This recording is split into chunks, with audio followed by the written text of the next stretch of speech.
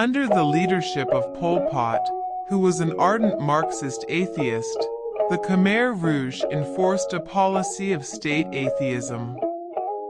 According to Catherine Wessinger, Democratic Kampuchea was officially an atheist state, and the persecution of religion by the Khmer Rouge was only matched in severity by the persecution of religion in the communist states of Albania, see religion in communist Albania, and North Korea, see freedom of religion in North Korea.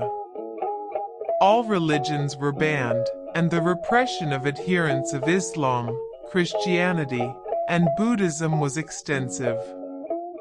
It is estimated that up to 50,000 Buddhist monks were massacred by the Khmer Rouge.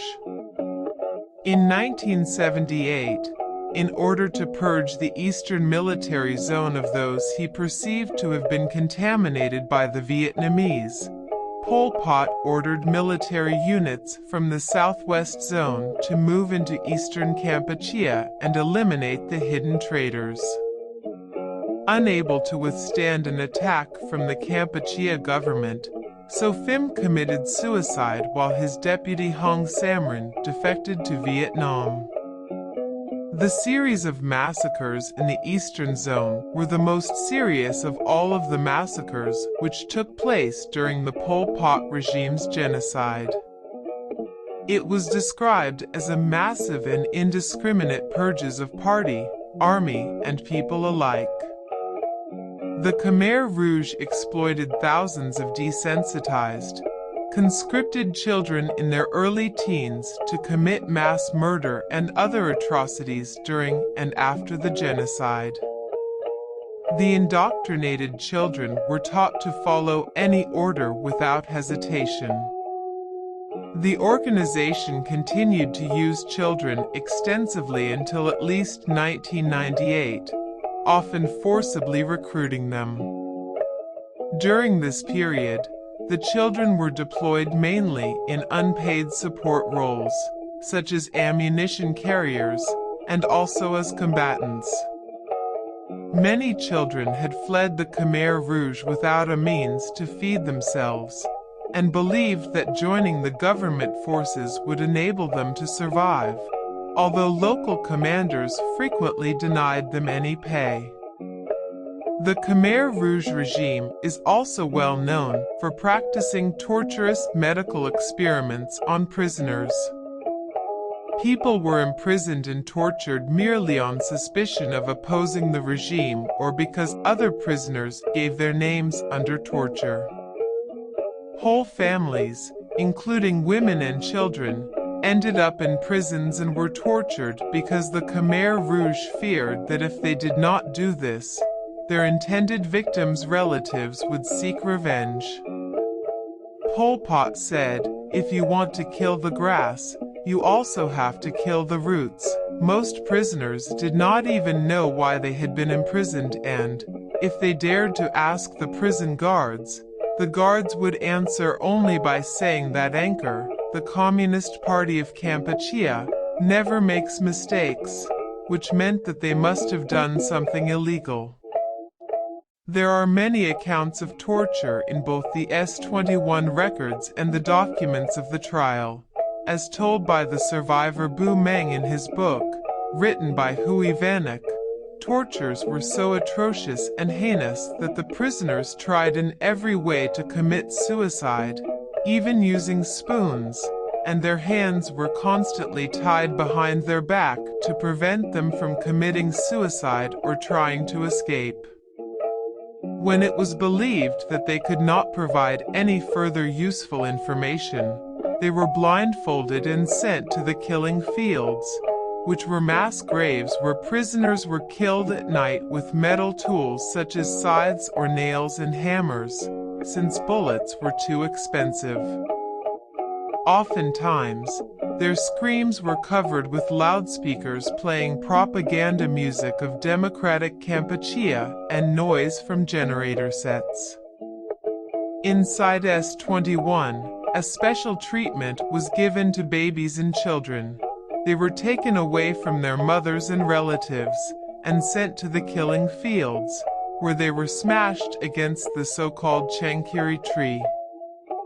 A similar treatment is supposed to have been given to babies of other prisons like S21, spread all over democratic Kampuchea.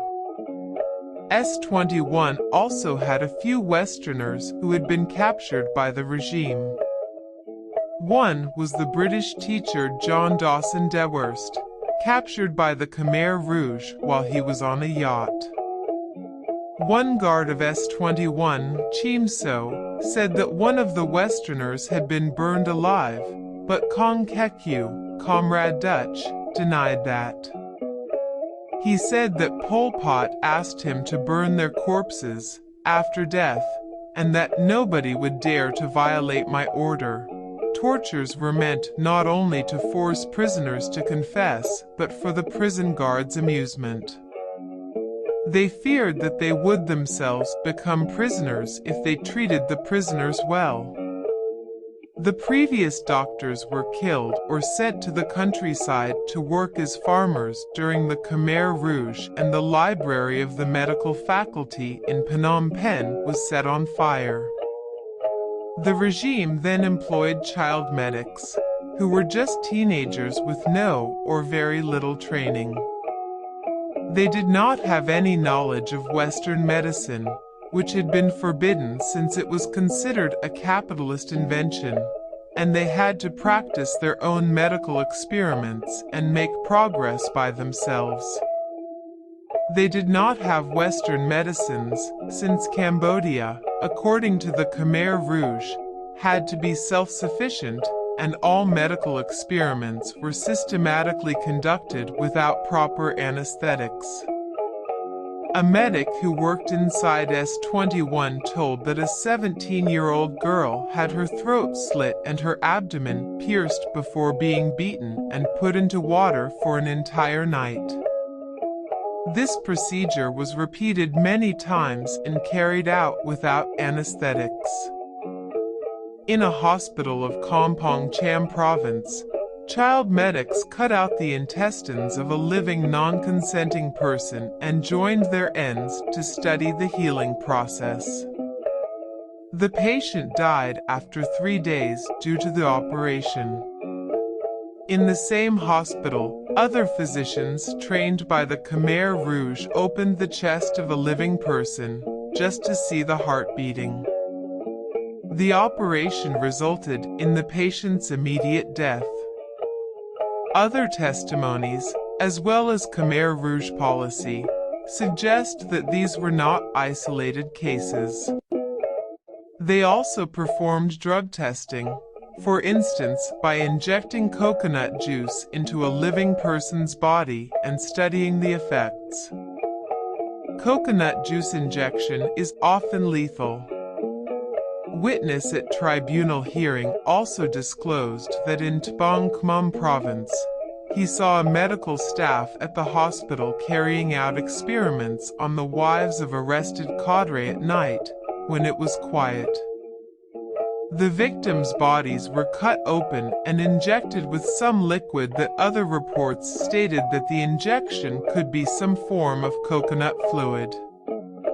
Ben Kiernan estimates that 1.671 million to 1.871 million Cambodians died as a result of Khmer Rouge policy, or between 21% and 24% of Cambodia's 1975 population.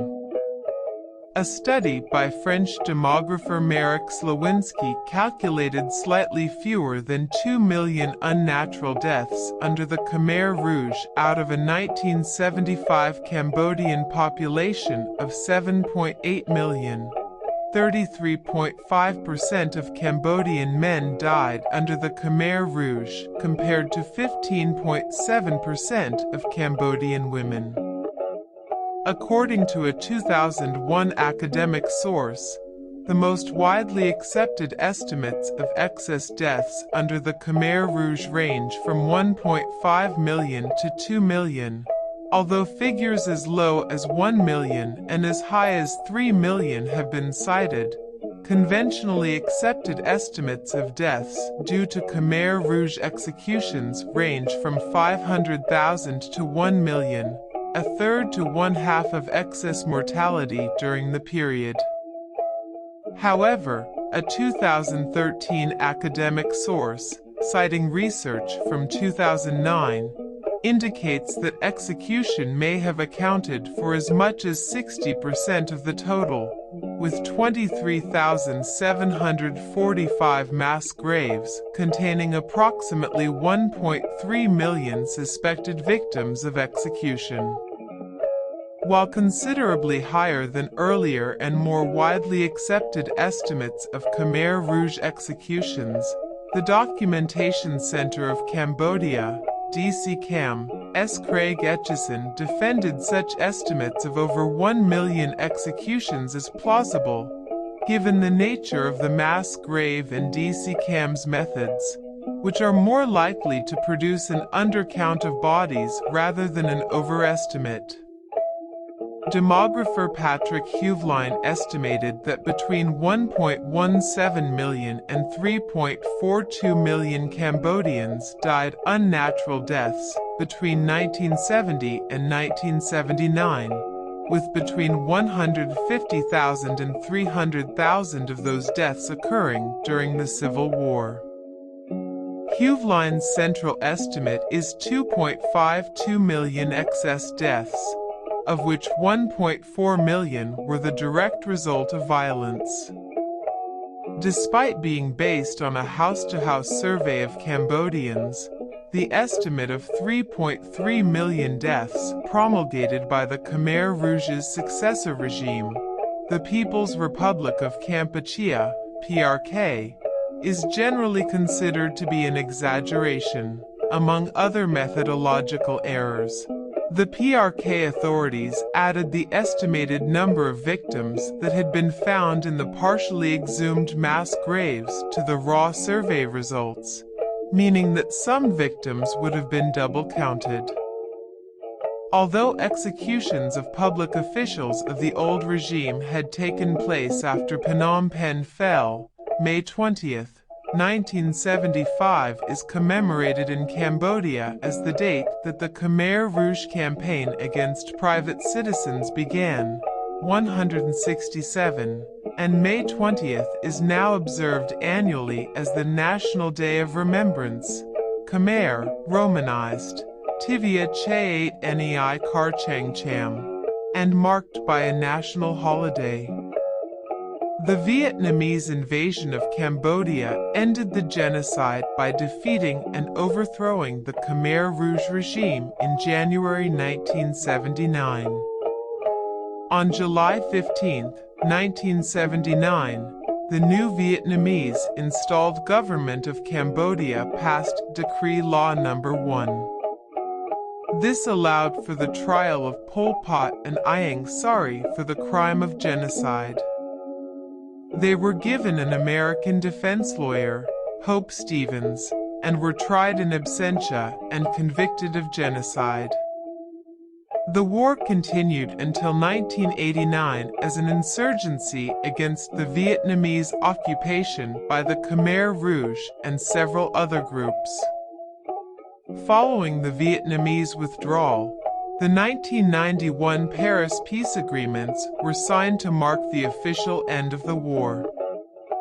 In order to include the Khmer Rouge in the agreement, the major powers agreed to avoid using the word genocide to describe their actions between 1975 and 1979. Nearly every major leader in Cambodia in 1991 had at one point allied themselves with the Pol Pot's Khmer Rouge, so they were reluctant to advocate bringing him to trial. The United States had avoided describing Khmer Rouge atrocities as genocide until 1989, claiming it was counterproductive to finding peace and only approved capturing and holding a trial for Pol Pot in 1997. There was also speculation that a trial might examine the U.S. bombing of Cambodia during the Vietnam War.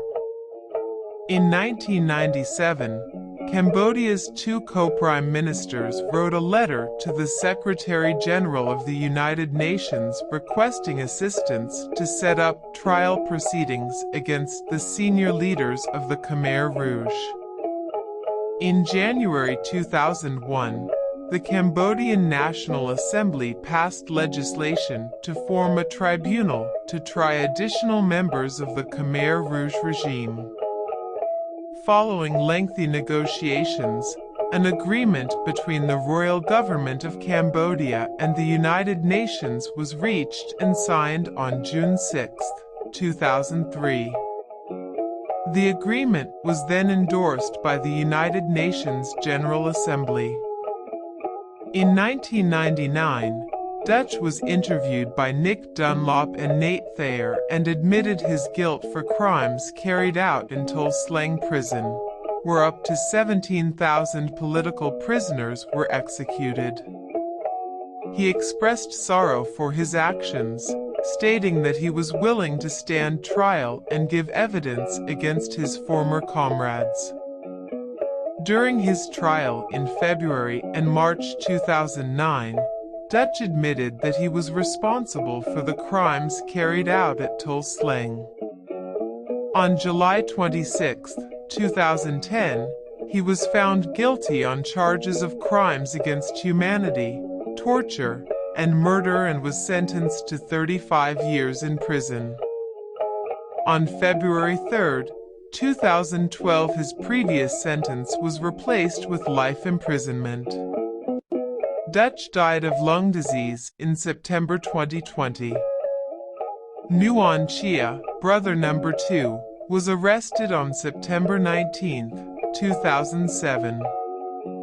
At the end of his 2013 trial, he denied all charges, stating that he had not given orders to mistreat or kill people to deprive them of food or commit any genocide.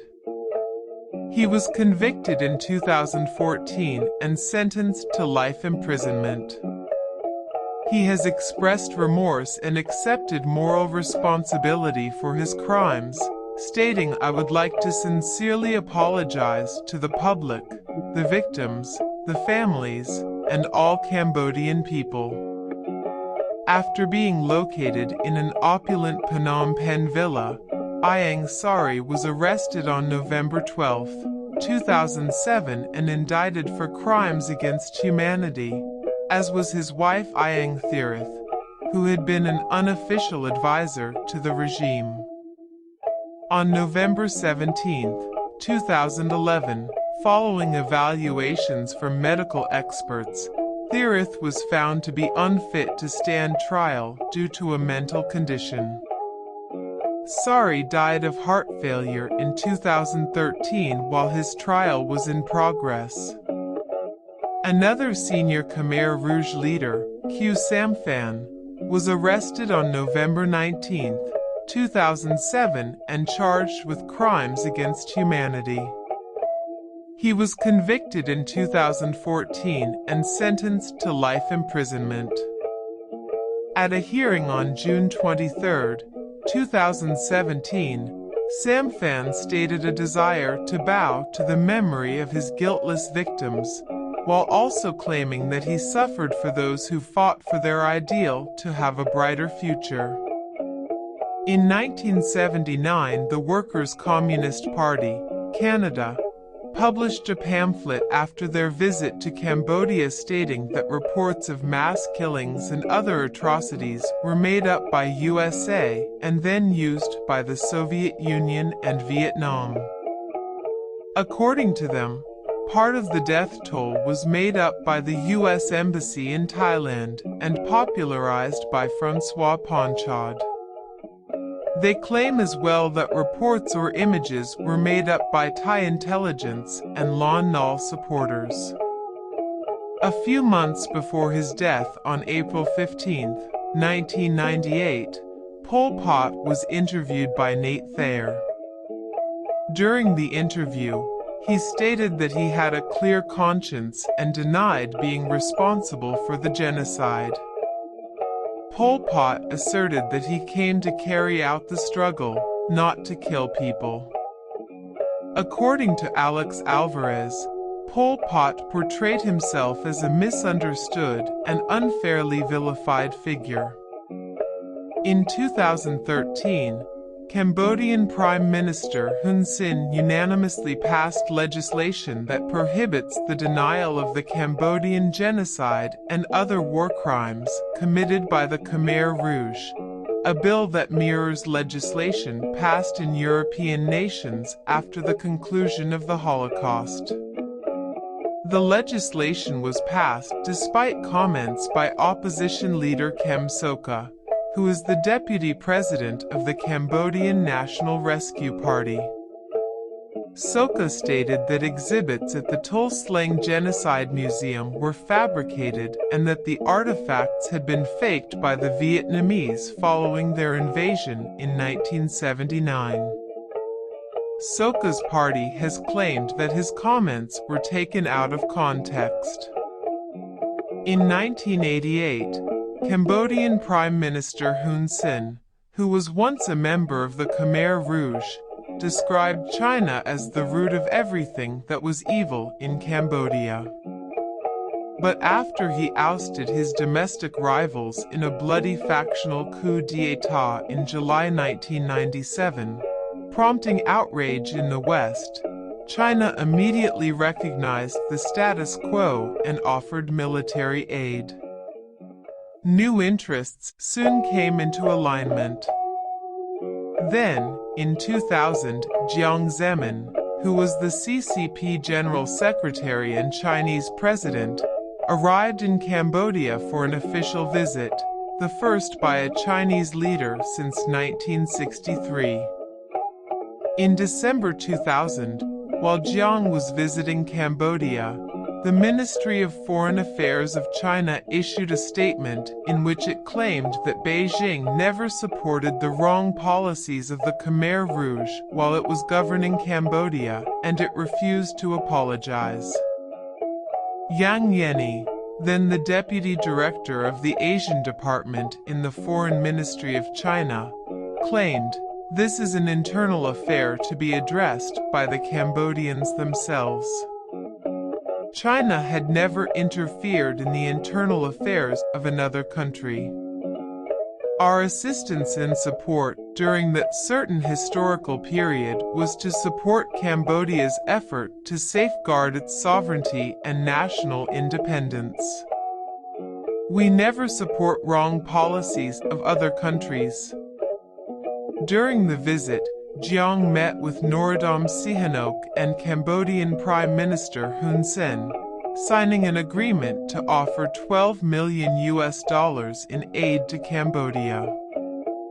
Even though the Cambodian government never mentioned the issue of the Khmer Rouge during Jiang's visit, protesters asked for an apology and they even asked for restitution from China, and the said request still persists.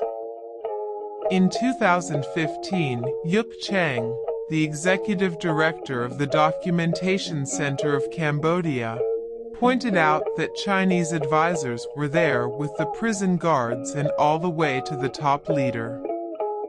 China has never admitted or apologized for this. In 2009, during the court trials of some of the former Khmer Rouge leaders, Chinese Foreign Ministry spokeswoman Jiang Yu claimed, "For a long time China has had normal and friendly relations with previous Cambodian governments, including that of Democratic Kampuchea." As everyone knows, the government of Democratic Kampuchea had a legal seat at the United Nations and had established broad foreign relations with more than 70 countries. The Rescuers exhibition, which ran from 2011 to 2015, recognized individuals who risked their lives to save others. The Cambodian rescuers are paired alongside similar profiles of courage from other world genocides. Similar recognition to rescuers of the Cambodian genocide by the Australian social harmony group, Courage to Care, which published an educational resource on the subject.